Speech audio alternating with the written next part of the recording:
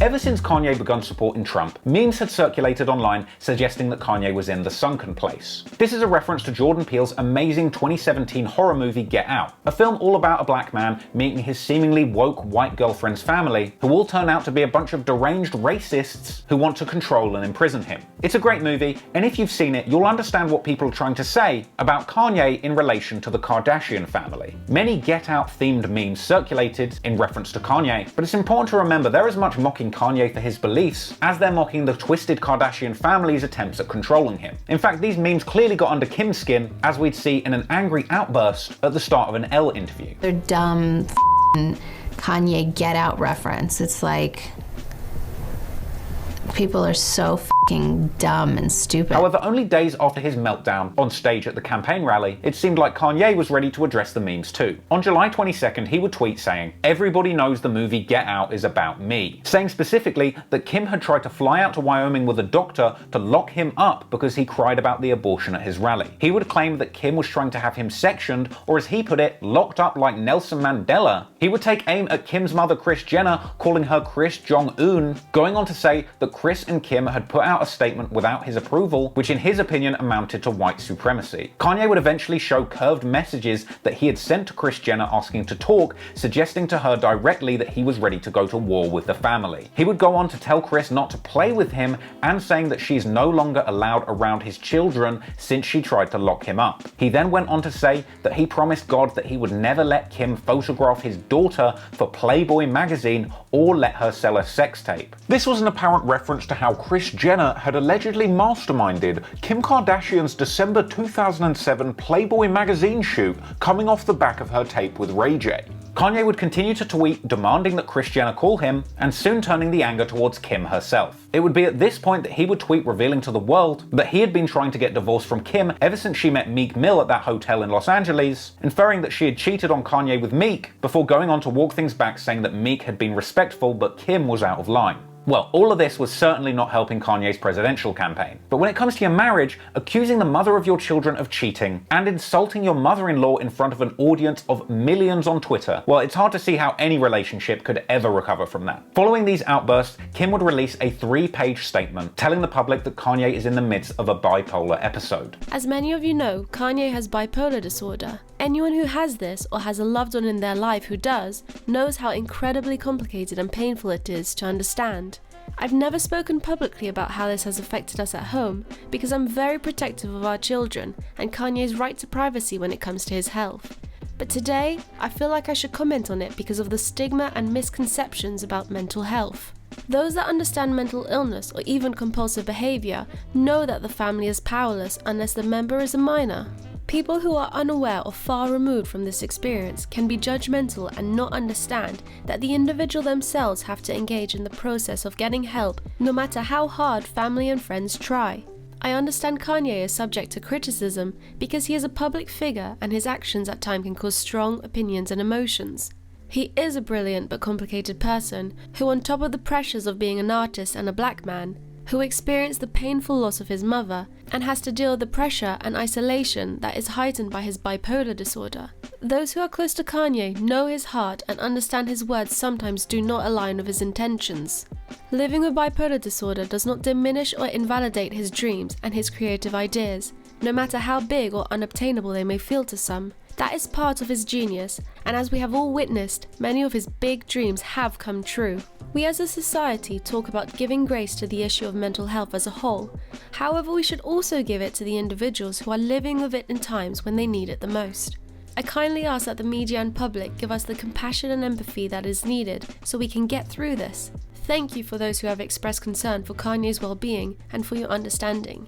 With love and gratitude, Kim Kardashian West. Now, in my opinion, these quotes are some of the most poignant things ever said about Kanye publicly. For once, Kim seems to be giving the world a really fair and honest portrayal of how she feels about Kanye and how her life has been affected by his actions and his mental health conditions. And in response to this, Kanye would later come out to apologize to Kim on Twitter, saying that he shouldn't have gone public with a private matter and asking for forgiveness. But the sad truth is, it was clearly too late for that. Kim was seen days later visiting Kanye at the Wyoming ranch in tears, with many believing that this was perhaps the final conversation between the couple before it was time for divorce. But things weren't quite over yet. Despite his protests on Twitter, the following day, Kanye did the right thing and made a trip to the hospital, reportedly seeking treatment for anxiety, with an ambulance later being seen outside of his Wyoming ranch. Getting treatment during this tumultuous time was a positive step for Kanye, and going into August, it seemed like the couple had taken some constructive steps towards staying together, as it was reported that they had taken a trip together to the Caribbean with a strictly enforced no politics policy. However, it was also reported that despite this brief break from the limelight to focus on repairing his marriage, Kanye was adamant at continuing his political campaign regardless of Kim's feelings. And it really wouldn't help that whilst Kanye was away with his family having a break, back home his presidential candidacy was under attack, as negative reports surfaced that alleged that Kanye's presidential campaign was being supported by Republican operatives, with suggestions that people were acting to support Kanye on Trump's behalf in an effort to divert Democratic voters away from Joe Biden, giving Trump a better chance. Now, according to one report, around this time, Kim Kardashian had actually hired political consultants in an effort to help Kanye see what a massive mistake he was making, with Kanye apparently disregarding all of the data and advice, claiming that it was in God's plan that he would become president. And at this point, apparently confidants of Kim Kardashian suggested that they believed the marriage would be over by Christmas. If Kanye's campaign was God's plan, it seems like God has a great sense of humor, because in the weeks that went by for Kanye's campaign, it would be embarrassment after embarrassment. On September the 4th, 2020, it was revealed that Kanye had spent a whopping $6.8 million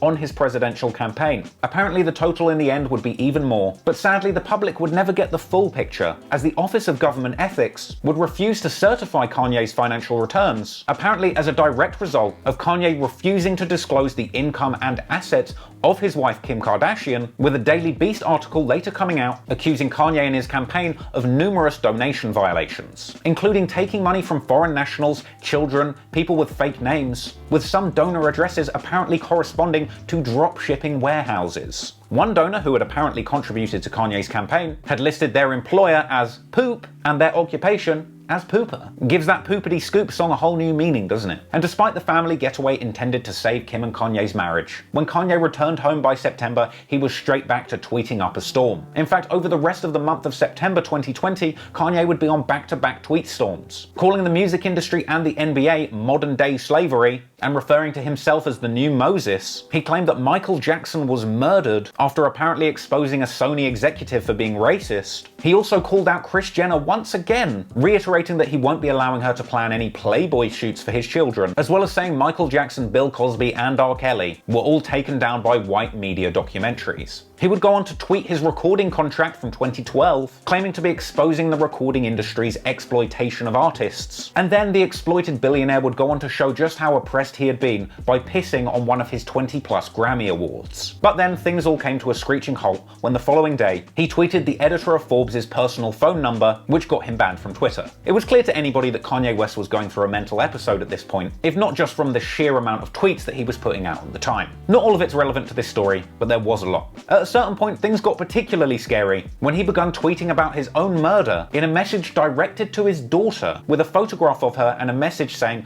"Don't let the white media tell you I wasn't a good man." But in spite of Kanye's very public meltdown, in the weeks that followed, him and Kim would be reunited, at least acting as if all was good, posing for family pictures and brushing off the rumors of divorce. But around this time, she would also post ominous messages to social media that seemed to hint about big changes coming in her personal life. But unfortunately for Kim, it was still 2020 and Kanye had an election to win. On October the 12th, Kanye dropped his first and only campaign ad, which was mainly focused on faith. This came out less than a month before the election, and considering everything he'd been doing publicly to not be taken seriously, it was hardly doing much. Also in October 2020, Kim had a massive 40th birthday celebration, with this taking place on a private island, much to the disappointment of literally everyone else in the world, still imprisoned in their own homes during lockdown. But Kim was seemingly still with Kanye on this trip, with him giving her one of the creepiest birthday presents in history that she would surely never forget. For Kim's 40th birthday, Kanye had made a hologram of her deceased father, Robert Kardashian, speaking directly to Kim in the present day. And this deeply disturbing deep fake came loaded with a speech apparently planned by Kanye himself, which saw Kim's deceased father, whom Kanye had never met, describing Kanye as the most genius man in the whole world.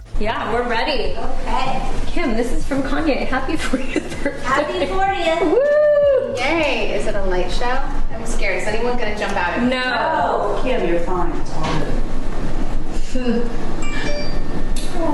Happy birthday, Kimberly. Look at you. You're 40 and all grown up. You look beautiful, just like when you were a little girl. I watch over you and your sisters and brother and the kids every day.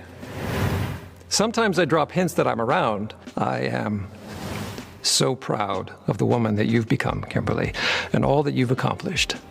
All of your hard work and all the businesses you have built are incredible. But most impressive is your commitment to become a lawyer and carry on my legacy. The most beautiful thing that I have witnessed is watching you grow your family. You married the most genius man in the whole world, Kanye West. You are the most amazing mother to your 4 beautiful children, and they are perfect.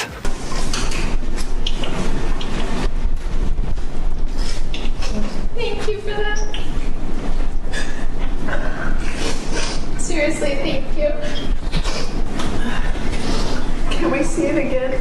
Yeah, as many times. I'm sorry, but that is truly awful. The gall of Kanye to think that he can speak through Kim's deceased father and call himself a genius is outrageous. And seemingly, whilst Kim and family were at least publicly grateful for the gift, I'd personally wager that a lot of the Kardashian family, especially Kris Jenner, were watching in horror as tone-deaf Kanye proves once again the emotional limits of his supposedly limitless genius. And Kanye's limits would be proven yet again in the following month, as the man who thinks he can do anything would be humbled by a truly embarrassing election defeat. With this loss sadly being only the first in a long line of impending L's with Kanye's name on them.